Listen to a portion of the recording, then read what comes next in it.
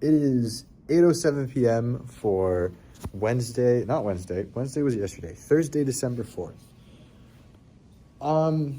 I've been working more on my project. I would actually really love to talk about it because I think I did some really cool things. Eventually, I think I'll be able to show it, but right now, all I've done is I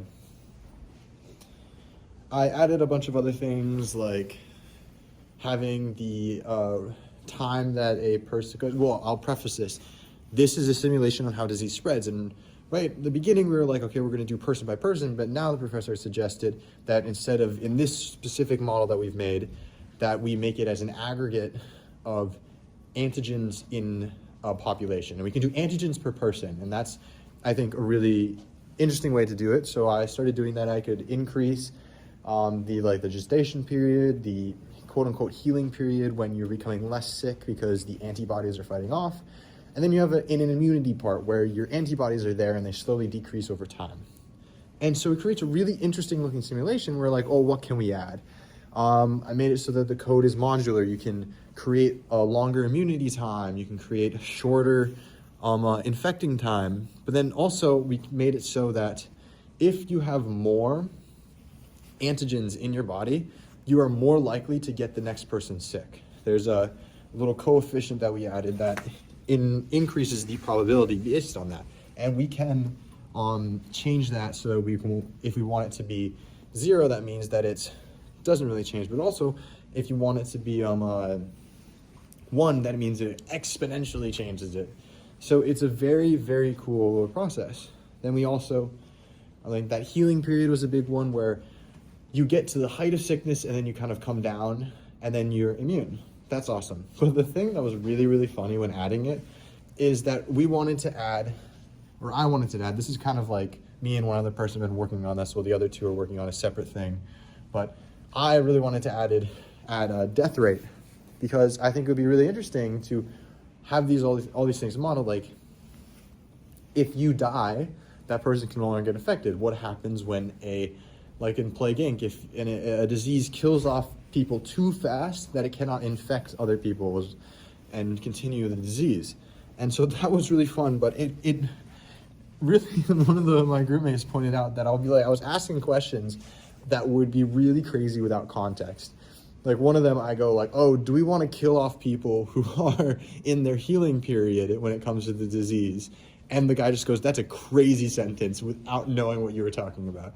And it was all just about how we're modeling it in this computer science and this coding. So I think it's really cool. It actually works really well. And I think it's pretty awesome. But the other thing that happened today, maybe even yesterday, was Spotify Wrapped. I actually really enjoy Spotify Wrapped. Last year was weird. They did something completely wrong with their statistics and AI. But this year was actually pretty good.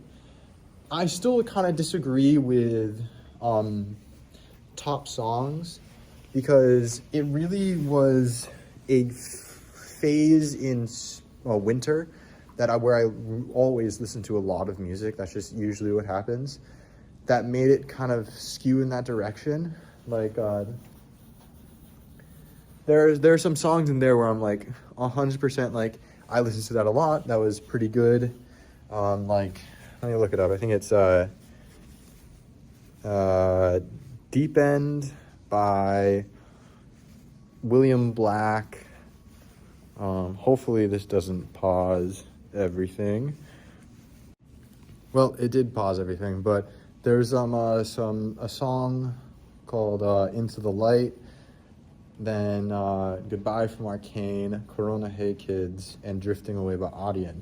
All great songs, but I really don't think those are my favorite songs from this year, which is not a thing where you can, like, it's, like, comparable. Like, I would say that my favorite songs were, let me look at the top ones.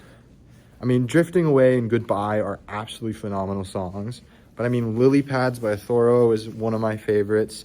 Be Here With Me Now is amazing. Whiplash, like, a lot of the songs that I were not necessarily at the top of my list, but definitely were my favorite new ones of this year.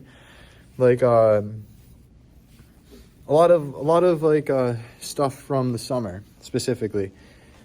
And it also kind of always gets a little ruined because I listen to the music while I work out, and I work out a lot. So like Darkness by Lost Sky is a workout song for me. And so it's kind of weird that sometimes it gets in there. But I mean, some of these are absolutely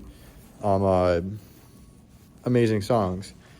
I'm just kind of surprised that some, like, I would say that Be Here With Me Now should have been one of my top ones.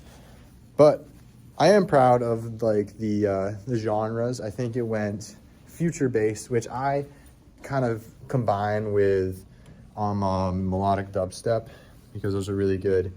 And then indie folk, which is great. Soundtrack, J-pop, and then just folk in general, which is very consistent of everything. But my friend is low-key calling me right now, so I am going to actually go. But yeah, love Spotify Wrapped.